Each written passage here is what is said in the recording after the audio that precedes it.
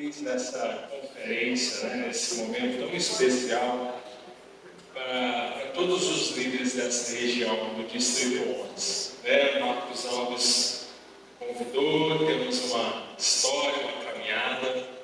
Já vim aqui várias vezes e eu fico muito feliz quando eu venho aqui, vejo tanta disposição em cumprir a vontade de Deus. Cada igreja que a gente vai desse distrito, a gente vê a glória de Deus, viu? A gente vê a unidade, o amor a Deus. Isso me traz uma paz e uma graça, uma gratidão a tudo que Deus tem feito na família Viva, né?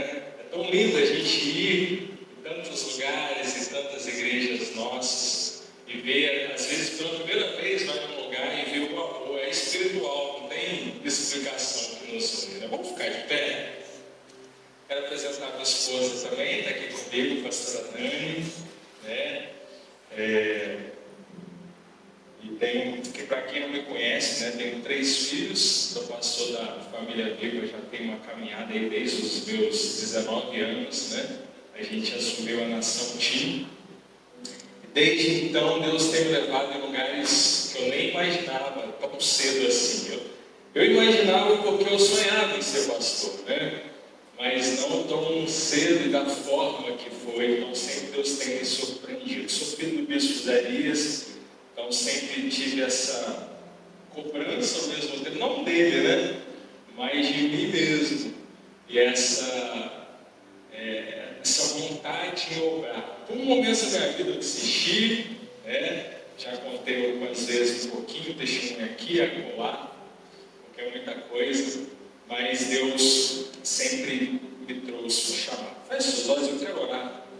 O tema dessa conferência, que eu vou ministrar, é o coração pastoral.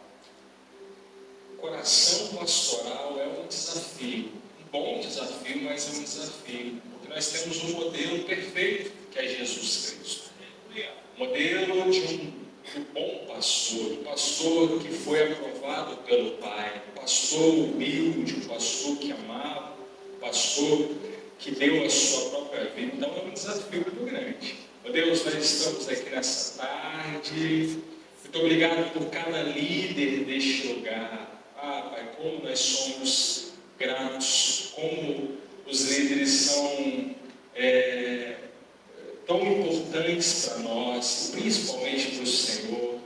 Deus, nós te louvamos por cada um que se dispôs a estar aqui nessa tarde, aprender um pouco mais do Senhor, não de mim, porque eu também estou aprendendo a cada dia, mas eu sou a ferramenta em tuas mãos. Aqui estou em teu nome, Pai. Então fala conosco nessa tarde, logo mais à noite, manifesta a tua glória no nosso meio. Nós estamos aqui para ouvir a tua voz, para sentir a tua presença, para ser tratado pelo Senhor, para ser moldado como ferramenta nas tuas mãos, como canal do teu poder, para vivermos a boa, agradável e perfeita vontade do Senhor na nossa vida pessoal, na nossa vida sentimental, na nossa vida ministerial por completo. Queremos, a partir de hoje, de fato, deixar e esvaziar de tudo que é nosso para viver tudo que é teu. Então faz isso conosco, dá-nos esse coração pastoral, esse coração como do Senhor, esse coração disposto a obedecer verdadeiramente a cumprir a tua vontade. Amém? E amém. Abra sua Bíblia comigo, querido. Mateus capítulo 3. Eu vou ler alguns textos. Eu queria começar com esse. Mateus 3,17. Batismo de Jesus. Jesus, ele era Deus, amém? 100% Deus, mas aqui na terra ele desfez de ser Deus para servir, né? Marcos 10:45 fala que o Filho do Homem não veio para ser servido, mas para servir. Então ele desfez da sua glória e viveu como um homem cheio do Espírito Santo, como tudo que ele fez aqui na terra. Então, mesmo sendo Deus, foi como homem. andar sobre as águas como homem, curar pessoas, evangelizar como homem. Era Deus, 100%, nunca deixou de ser Deus, mas fez a obra como modelo para nós e morreu em nosso lugar. Diz assim, Mateus 3,17: eis que uma voz do céu dizia: este é meu filho amado, em quem me agrado. Deus falando ao filho no seu batismo. Agora abra comigo Filipenses capítulo 2, esse é o texto mesmo. Deus colocou no meu coração para vivermos esse coração pastoral. Filipenses capítulo 2, a partir do versículo 3. Olha o que Paulo está falando com a igreja em Filipe, uma igreja amada, uma igreja fiel, uma igreja muito especial para Paulo, uma igreja que ofertava para o ministério de Paulo, ofertou para a igreja em Jerusalém, uma igreja que estava junto com Paulo até o final, diferente de alguns tantos líderes e algumas igrejas, mas essa igreja não, era uma igreja muito especial. Olha o que ele diz, Filipenses 2, a partir do versículo 3. Não façam nada por interesse pessoal ou vaidade, mas por humildade, cada um considerando os outros superiores a si mesmo, não tendo em vista somente os seus próprios interesses, mas também os dos outros. Tenham entre vocês o mesmo modo de pensar de quem? De quem? De Cristo Jesus, que mesmo existindo na forma de Deus, não considerou o ser igual a Deus, algo que deveria ser retido a qualquer custo. Pelo contrário, ele se esvaziou, assumindo a forma de servo, tornando-se semelhante aos seres humanos, reconhecido em figura humana. Ele se humilhou, tornando-se obediente até a morte de cruz. Por isso também Deus o exaltou sobremaneira. Ele deu o nome que está acima de todo nome, para que o nome de Jesus, que ao nome de Jesus se dobre todo o joelho nos céus, na terra e debaixo da terra, e toda língua confesse que Jesus Cristo é o Senhor, para a glória de Deus Pai. Amém? Pode estar sentados. Aplauda o Senhor. Aplauda. Aplauda o Senhor. A gente lê a Bíblia, a gente se emociona tanto. Eu amo tanto a Bíblia. A gente vê as histórias desses homens e mulheres, se enxerga em muitas histórias, porque eram homens e mulheres imperfeitos como eu e como você.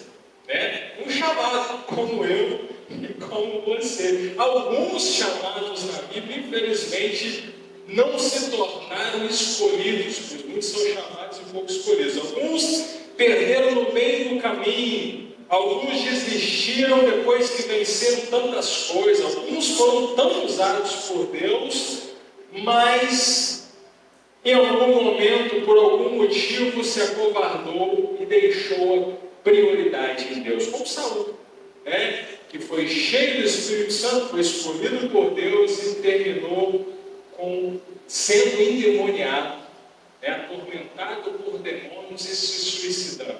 Que terrível fim para um homem tão joia, que tinha uma família tão especial, que tinha uma liderança tão especial. E muitos são assim. A gente vê tantos exemplos. Outros que pareciam não dar nada, mas que realmente foram grandes homens e mulheres de Deus, como Ruth, está vendo, amém? Como o próprio Davi, que ninguém dava nada, que não era alguém que parecia ser grande no reino, mas que se tornou uma ferramenta tão grande para Deus. Eu quero falar um pouquinho sobre esse coração de pastor. Esse texto aos Filipenses, capítulo 2, nos dá uma direção para sermos como Jesus. Fala aqui, Paulo está falando daquela igreja amada sobre muitas coisas, sobre a nossa busca, não buscar vaidades, para a gente considerar os outros, para a gente se parecer com Jesus. Ele é o nosso modelo principal modelo é Jesus. Ele é um bom pastor, amém? João capítulo 10, versículo 11 fala: o pastor perfeito, o bom pastor é Jesus. Ele foi o pastor, ele foi o melhor pai, não tendo filho natural. Ele foi o melhor esposo, não tendo esposa, né? Ele foi o maior sábio, morrendo com apenas 33 anos. Então é um desafio aprender dele, porque às vezes a gente tem preconceitos determinados, querendo aprender apenas de pessoas que aparentam nos passar algumas coisas. Imagina, hoje em dia, a gente aprender com alguém que não tem filho. Você não pode me ensinar nada, você não tem filho. Como você vai ensinar sobre família? Jesus não poderia. Não, você não pode me ensinar sobre casamento. Você vai casar? Jesus não poderia. Não, você não pode ensinar. Eu tenho anos de igreja, tenho 60, 70 anos. Então Jesus não poderia. Então a gente precisa quebrar muita coisa na nossa vida. A gente está muito ruim em muitas coisas. A nossa liderança é muito pré-moldada em rótulos, em tantas coisas. E aí a gente perde, a gente cai, a gente vê outros avançando, a gente ficando para trás, a gente vê a gente perdendo discípulos, perdendo recursos, perdendo prosperidade, perdendo muita coisa, porque a gente é orgulhoso, muitas vezes. E aí eu quero te dizer que Jesus, com 30 anos, que quando começamos o ministério, tinha muito mais sabedoria do que todos aqui na terra. E olha que ele estava como homem. Não, mas ele era Deus, que ele estava como homem. Os seus discípulos eram mais novos do que ele e foram autoridades depois que ele se foi. O mais velho ali era Pedro. Deveria ter os seus 20 e poucos anos. Tinha discípulos de Jesus, sei lá, tinha 14, 15, 16, eram novos. Estavam nessa fase aí de retomada da sua função do seu pai, aprender com o pai e tal, mas eram novos, e aí foram os líderes da igreja. Olha que situação forte isso. A gente precisa ter algumas questões de humildade para aprender. Eu quero falar um pouquinho sobre esse coração, o coração de Jesus. Jesus foi aprovado em tudo que ele fez. Ele tinha uma tarefa principal de Jesus, claro, era trazer a ligação entre o homem e Deus, que foi perdida pelo pecado. Ele fez ele trouxe esse perdão, através do sangue de Jesus. Isaías 53, os nossos pecados foram pagos, ele tomou sobre si as nossas iniquidades. Amém? O castigo que nos traz a paz estava sobre ele, pelas suas pisaduras nós fomos sarados. Então ele fez a ligação que se estava perdida por causa do pecado. Nós somos salvos por ele, não é merecimento. Efésios 2, 8, 9. Não é por nada do que a gente faça, a gente nunca vai merecer, é graça. Mas aqueles que a têm, aqueles que alcançam através da fé em Cristo Jesus, vivem por ele e não mais por si. Deveria ser assim. Já não sou mais eu que vivo, mas Cristo que vive em mim. Mas como ter esse coração? Se ele falou: aprendei de mim, que estou manso e humilde de coração, como que a gente pode aprender? O que a gente pode aprender? Paulo aprendia com ele. Paulo falou aos Coríntios, capítulo 11, 1, sejam meus imitadores, como eu sou de Cristo. Então há uma sequência, a gente ensina porque a gente está aprendendo, mas então eu tenho que aprender só de Cristo, não é do meu discipulador. Não, é o exemplo de Paulo: aprender de mim, eu estou aprendendo de Cristo. Então há uma ligação através de pessoas. Se a gente não quer aprender por pessoas, a gente está prontinho para uma coisa: para morrer. Porque a gente está nessa caminhada aqui na terra para aprender, para salvar pessoas, para cumprir o ID. Se for só para aceitar Jesus, é só aceitar e cair tudo para trás. porque não tem mais o que fazer, a gente continua aqui porque temos tarefa para fazer. E a grande tarefa é salvar os outros. É assim como a gente foi liberto e libertado. Assim como a gente foi curado, curado. Assim como a gente foi alcançado, alcançado. E para isso, não tem como, a gente tem que aprender. Todo dia, eu tenho que aprender. Se eu não quero aprender, puxa vida, aí fica difícil viver. Né? Eu tenho que aprender. Até Jesus aprendeu, você sabia disso? Ele era um bebê. Ele teve que aprender a andar. Ele teve que aprender a falar. Ele teve que aprender a Bíblia. A Bíblia da época, a Tanakh, o Antigo Testamento, toda a Torá, os 5 primeiros livros que nós temos, o Pentateuco. Ele teve um discipulador, um rabino que o educou. Ele foi para a escola, Bet Sefer, Bet Talmud, Bet Midrash, a escolaridade ali dos judeus. Ele fez todo o procedimento judaico. Amém?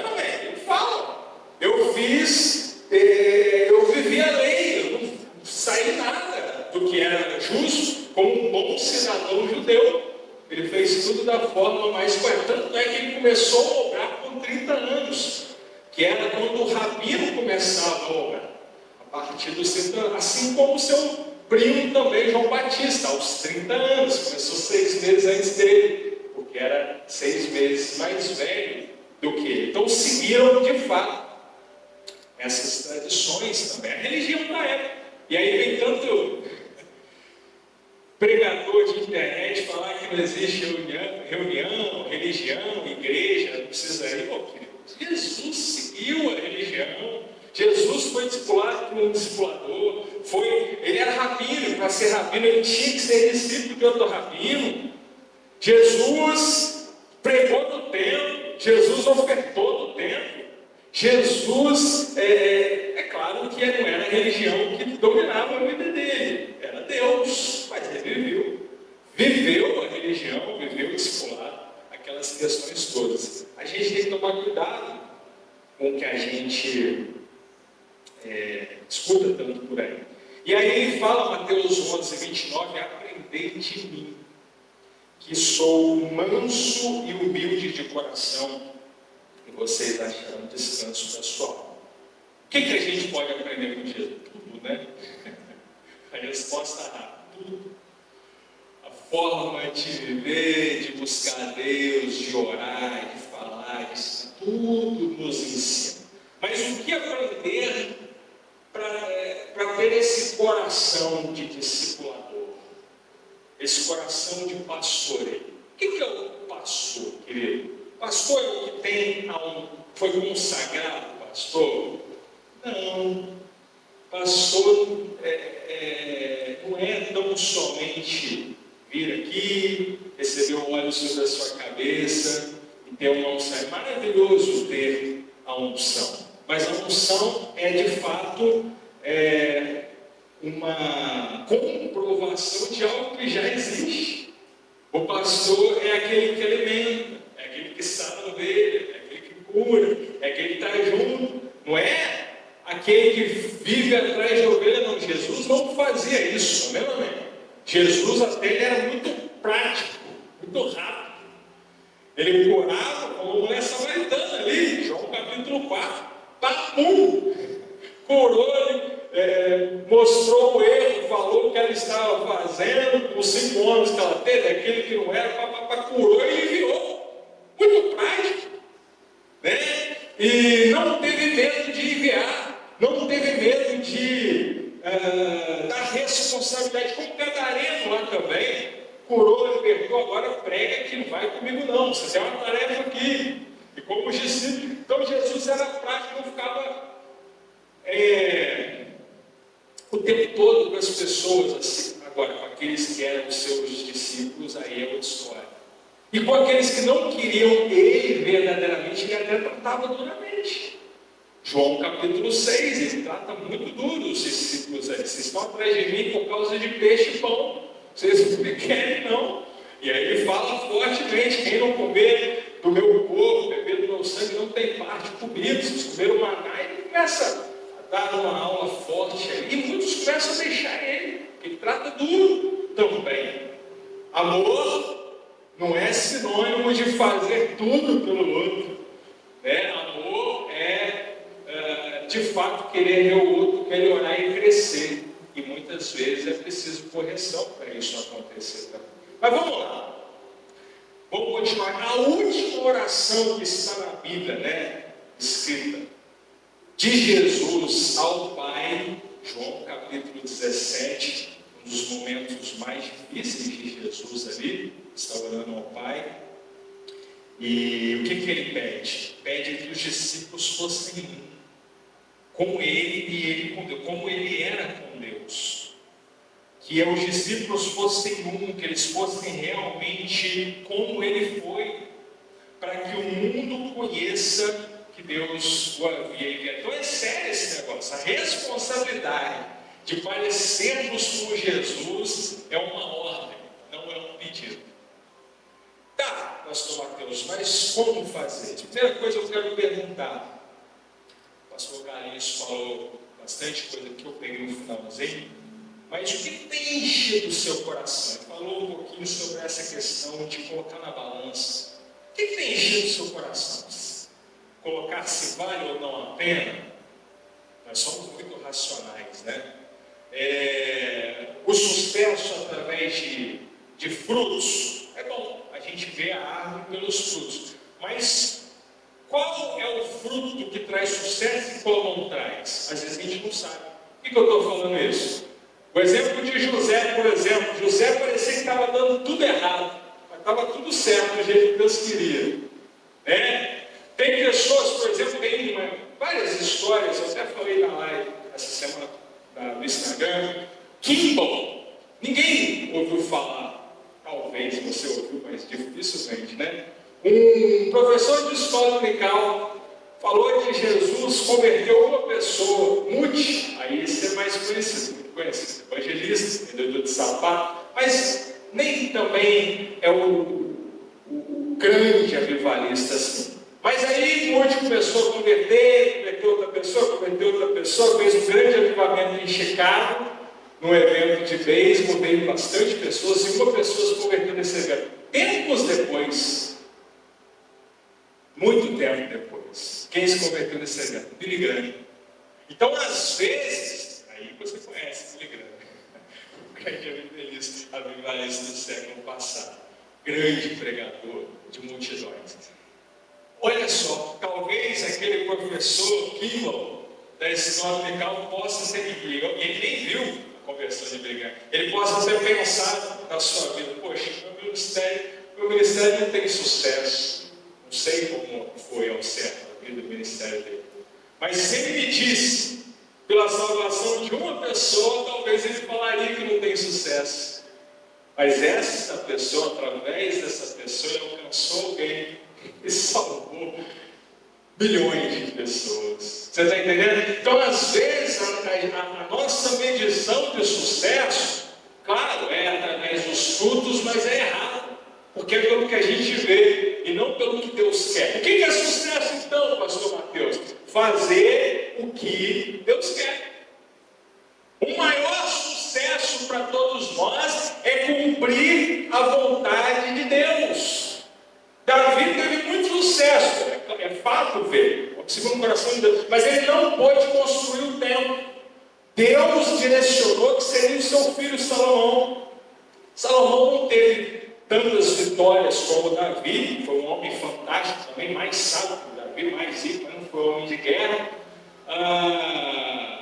Mas ele teve sucesso, porque ele cumpriu a ordem de Deus, de construir o templo, de tornar Israel famosíssima, grandiosa. Israel nunca foi tão famosa e superpotência como na época de Salomão. Cumpriu, cheque, a vontade de Deus. Então, muitas vezes, é a gente que mede o sucesso da forma errada. Agora, isso não é desculpa para a gente acomodar. Muito pelo contrário. É para a gente desenvolver relacionamento para saber a vontade de Deus, para cumprir a vontade de Deus. Mas vamos lá. O que a gente aprende com esse texto? Primeira coisa que eu quero, porque o tempo é rápido, né? Não eu falo muito. Jesus. Mas a primeira coisa que eu vejo nesse texto, querido, olha só, Filipenses 2, versículo 3 e 4. Não faça por ambição egoísta ou por vaidade, mas por humildade. Considere os outros superiores, né? Viver como um triste coitado, não. Mendigo, é considerar. Como é que é? Considere o outro melhor. Cada um cuide não somente dos seus interesses, mas também dos interesses do outro. Primeira coisa que eu vejo que Paulo orienta e que Jesus fazia, tanto é que o exemplo dele é Jesus. Nesse mesmo capítulo é Jesus. De humildade também, ele fala aqui nesse capítulo. Primeira coisa que o líder, segundo o coração de Deus, o pastor com o coração como o de Jesus, precisa ter humildade. Paulo diz assim, precisa ter humildade e generosidade. Precisa. É fácil falar e até cantar, mas não é fácil viver esse negócio não.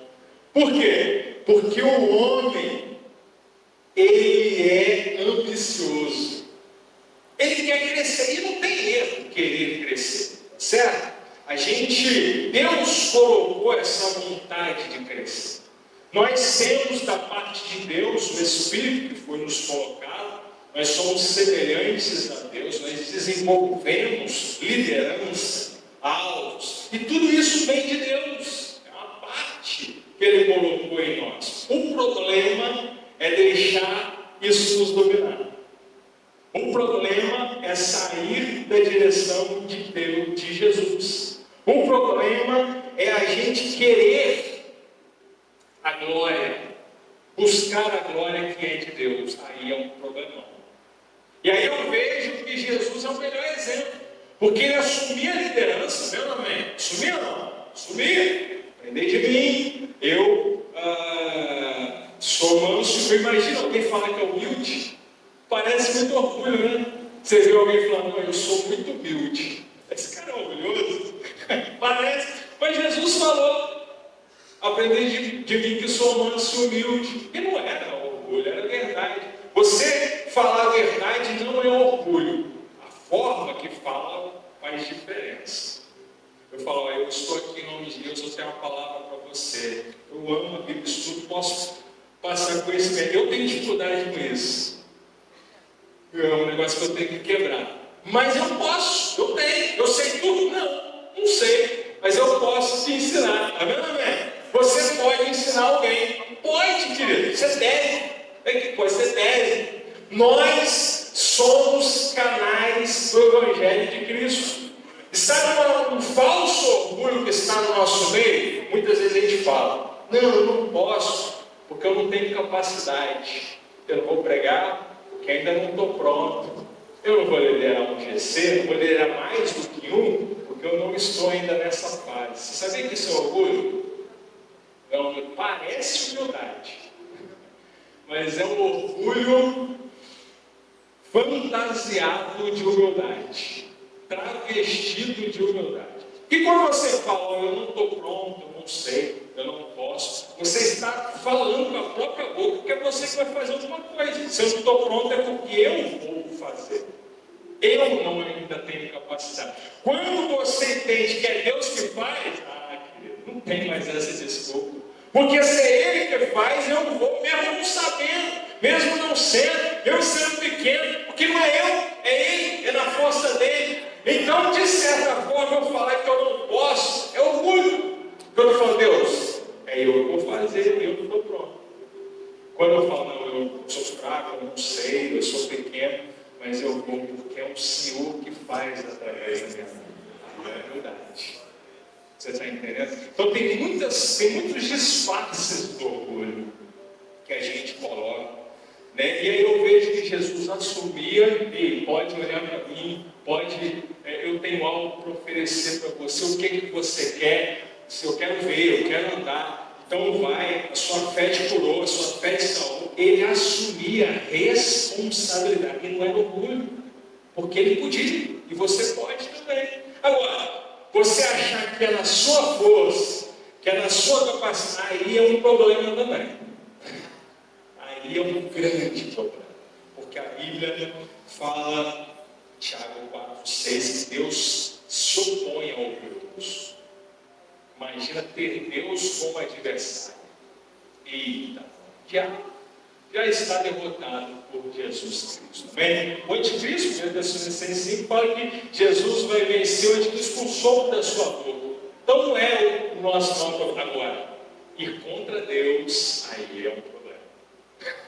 Ter Ele como adversário, aí é um problema.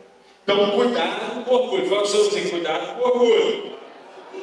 Mas a Bíblia fala, Tiago, para vocês também, que Ele concede graça aos humildes. Não seja humilde, saiba que é Ele que faz, não é nada de você. Eu não posso nada em mim mesmo, mas nele eu posso todas as coisas, porque Ele me fortalece. A minha sabedoria, não posso nada, mas dele eu posso tudo.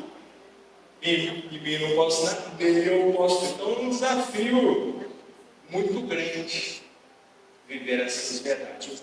O grande problema da humanidade, como eu falei aqui, é que a gente cresce querendo ser honrado, querendo ser visto, querendo ser valorizado. E a mídia, as pessoas nos impõem essa questão. E de fato Deus quer nos honrar. Nós vamos ver aqui a quarta coisa, que Jesus foi honrado e honrou pessoas também. O grande problema é tirar a glória de Deus. Aí a gente não pode. A glória tem que ser de Deus. A honra Ele pode até nos dar. Agora, eu buscar a honra é orgulho. Ele pode, se Ele quiser, se Ele quiser também. Não necessito disso. Não posso buscar isso. Muitas pessoas foram desonradas para mostrar o coração, foram ridicularizadas para mostrar o coração, para mostrar o arrependimento ao povo de Israel. Deus falou através de Ezequiel que ia passar esterco na cara deles e mandou ele comer esterco para mostrar humildade, arrependimento, que era o que eles estavam buscando. Às vezes Deus passa na nossa cara para a gente abaixar a bola, a gente se sujeitar, a gente está muito orgulhoso, né? Então, o que Jesus fez? Serviu. Nascimento de Jesus, vamos ver lá, local, estado, nasceu de forma humilde, berço, uma manjedoura, primeiros visitantes, pastores de ovelhas, os pais humildes. Agora, não era pobre, não. E não foi na estrebaria ali porque ele tinha recursos, estava tudo cheio, não estava no momento exato de nascer. Isso foi fazer um recenseamento em Belém, eles eram de Belém, e aí veio, nasceu, então foi uma cara, como muita gente diz, não, mas Jesus era pobre, Jesus era feio. Não era, não. Ele era humilde, mas ele era próspero. Seus pais eram prósperos, era uma família conhecida, descendentes de Boaz, ricos assim, conhecidos, não eram ricos, mas eram pessoas de bem, pessoas que tinham condição. Para você ter ideia, os soldados disputaram as túnicas de Jesus. O soldado ganhava muito bem, soldado romano, então era uma túnica bonita. Jesus não era um maltrapilho andando para ele, não. Era um homem exemplo em tudo. Amém? A gente tem que tomar cuidado com algumas falácias que falam, mas nasceu de forma humilde, o Rei dos Reis nasceu de forma humilde, mostrou de forma humilde, alcançava a todos, o mais rico e o mais pobre, o fariseu e o saduceu e a prostituta, e queria que todos crescessem, amadurecessem e avançassem. Primeira coisa, então, obediência e generosidade. Segunda coisa, primeira coisa, humildade e generosidade. Segunda coisa, obediência. Fala com o seu vizinho, obediência. Olha o que ele continua falando, Filipenses 2,5 ali. Seja a atitude de vocês a mesma de Cristo. Embora sendo Deus, não considerou ser igual a Deus, se esvaziou de si mesmo, sendo semelhante a homem. A palavra aqui, esvaziar, é kenosis, que é o ato de esvaziar de si, sem querer a sua identidade, para se encontrar no outro. Olha que interessante, o ato de esvaziar de si, sem perder a sua identidade, e se encontrar no outro. Isso é exatamente o que Jesus fez. Ele era Deus, se esvaziou de si, não perdeu a sua identidade para ser semelhante ao outro. Fantástico, né? Então ele abriu mão da sua glória. Isaías 53 diz que isso é forte. Vamos ler lá, abre aí comigo. Isaías 53, versículo 10. Olha o que aqui diz. Esse é um dos textos mais fortes da Bíblia. Olha o que aqui diz.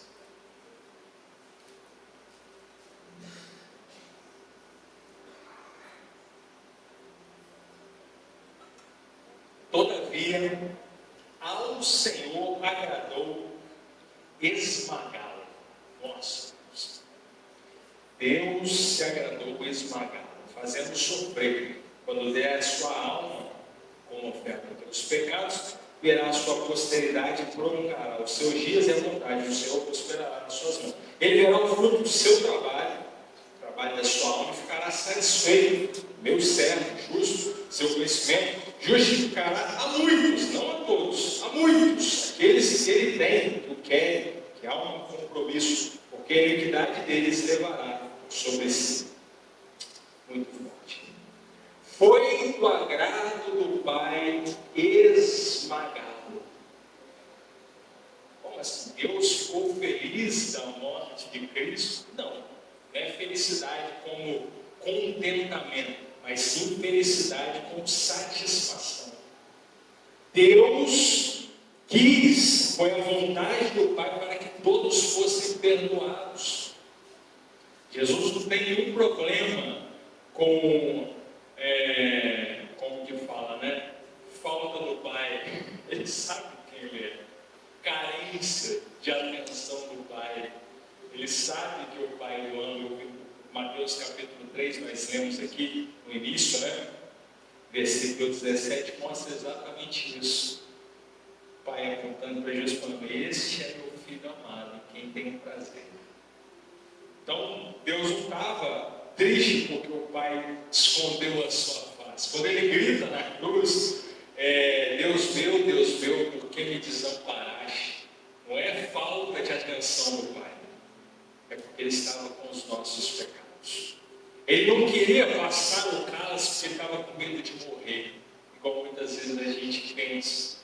E Mateus capítulo 26, no Getsemane, ele falou: Pai, se for possível, afaste esse cálice. Mas não era com medo da morte. Ele veio à terra sabendo que ia morrer. Sabe qual era o principal temor de Jesus? E sim, ficou aterrorizado a ponto de suar sangue.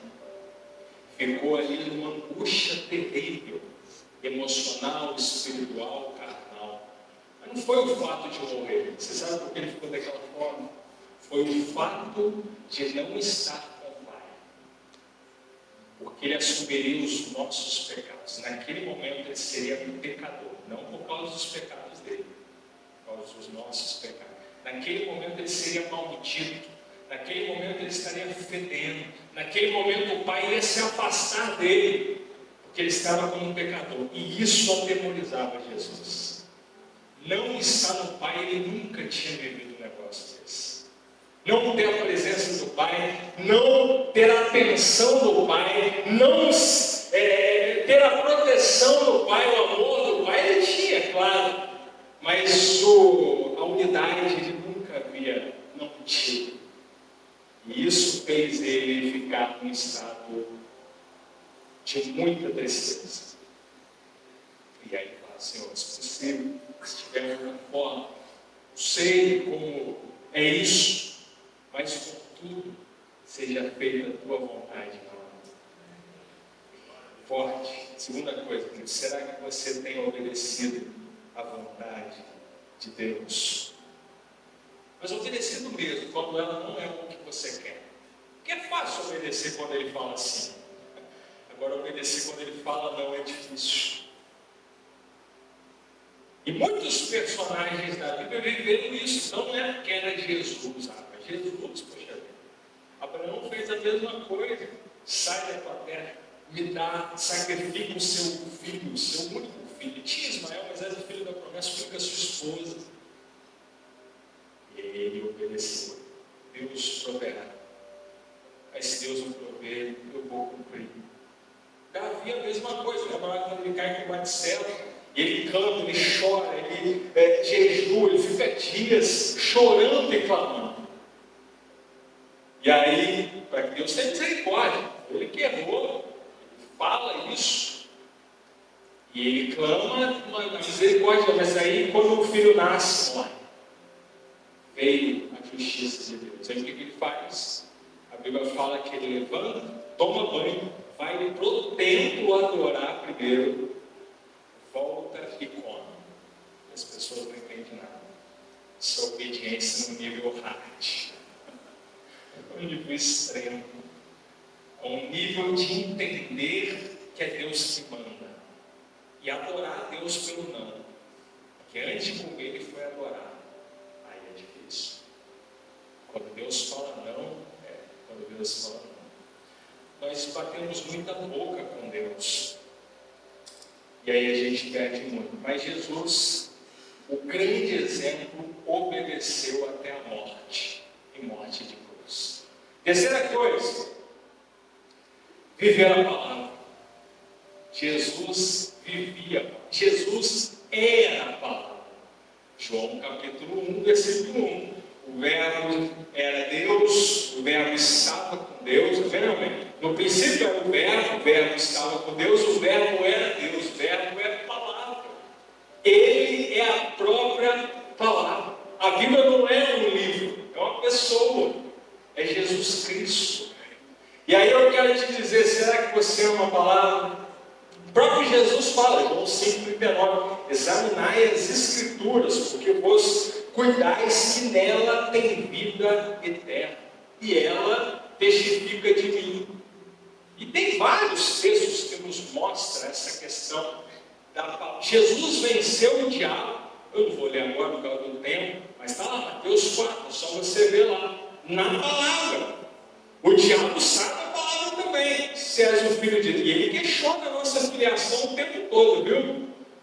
Se ele fez isso com Jesus, você imagina com a gente. Você não é líder nada? Olha o que você está pensando. Acabou de sair lá do Congresso. Olha o que você está pensando do cara no trânsito, da mulher que passou. E aí a gente acho que não é o diabo, Pedro. Expulsa, anula e pronto, acabou. Não aceita não. Aquele primeiro impulso de pensamento não é seu não, é do inferno, do diabo, é do inimigo. Agora a gente aceita. Eu sou bosta. Não, pode, você está amarrado, sem força, sai fora daqui, bate o pé, mané. Amém, mané? É isso mesmo. É viver a palavra. Eu já não sabe a palavra também. Você viu lá com Jesus, você é filho de Deus, transforma a pedra em pão. Ele citou, Deuteronômio 6, Deuteronômio 8. Se és o filho de Deus, levou no pináculo do templo aí, pula daqui. A Bíblia fala que se você dá ordem aos seus anjos, eles vão te servir.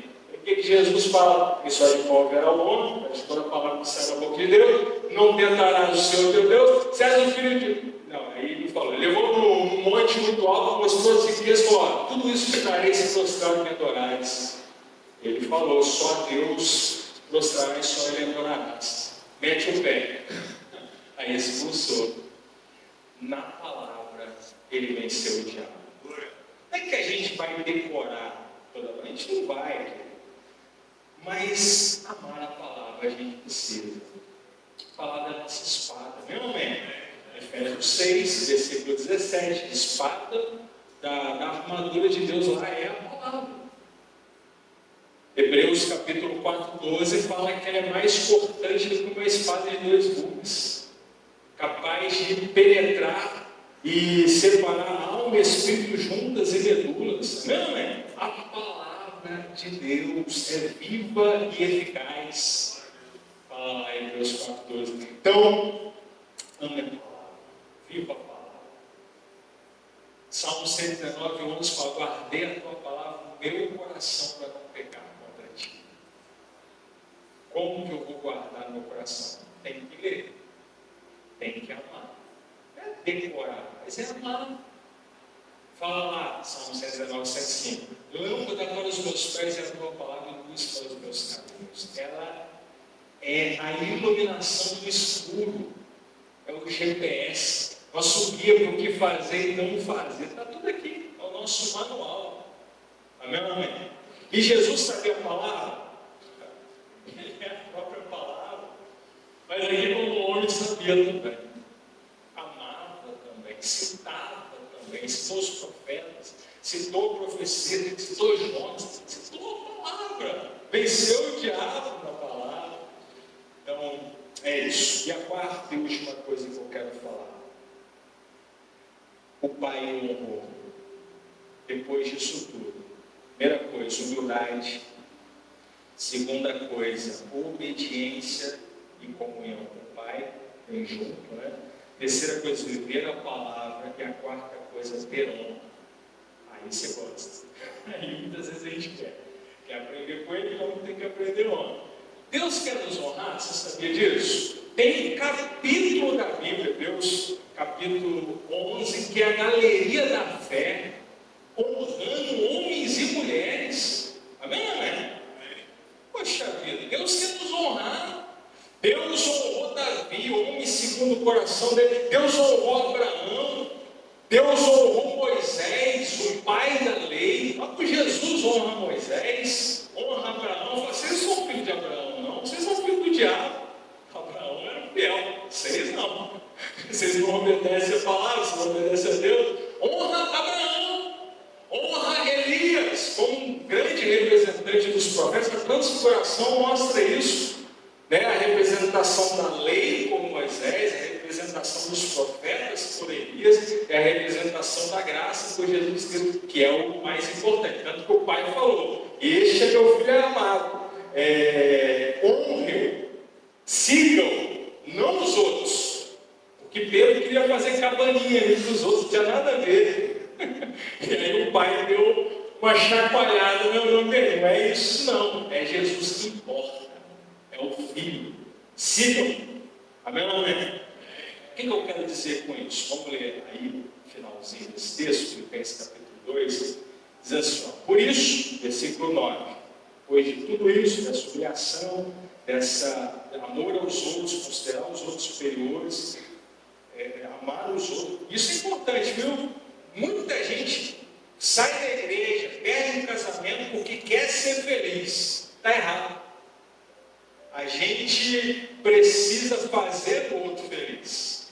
Um casamento, quando você entra no casamento para fazer o outro feliz, você nunca vai ficar em depressão, porque você entrou para fazer o outro feliz. Se os dois entrarem para fazer o outro feliz, maravilha, aí dá certo. Agora, se eu entrar no casamento para ser feliz, puxa vida, primeiro desastre que aconteceu, eu vou querer sair fora.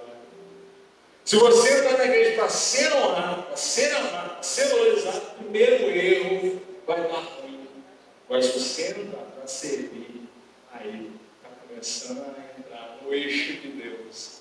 Né? E aí ele fala aí, ó: por isso, depois de tudo isso, Deus o exaltou sobremaneira, ou seja, exaltou acima de tudo, exaltou demais, exaltou mais do que a todos.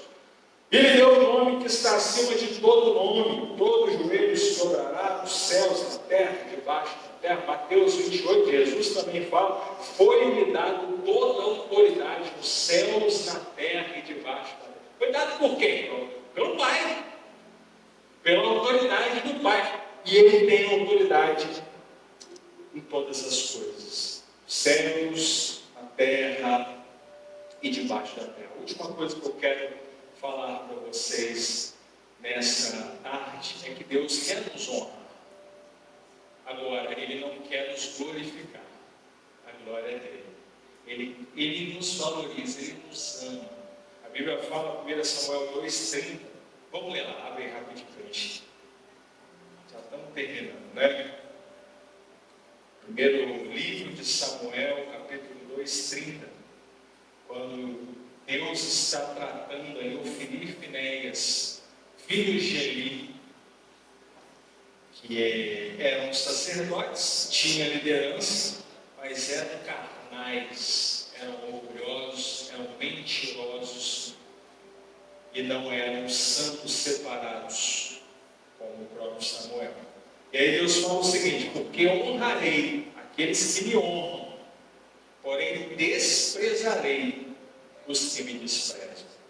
Olha o que Deus está falando: honrarei aqueles que me honram, desprezarei aqueles que me desprezam. Ou seja, Deus honra quando aqueles entendem que é misericórdia. Como Davi errava muito, mas ele entendia as misericórdias de Deus. Quando ele cai no Batseba lá, que eu falei, que o filho dele morre, uma grande consequência, tá?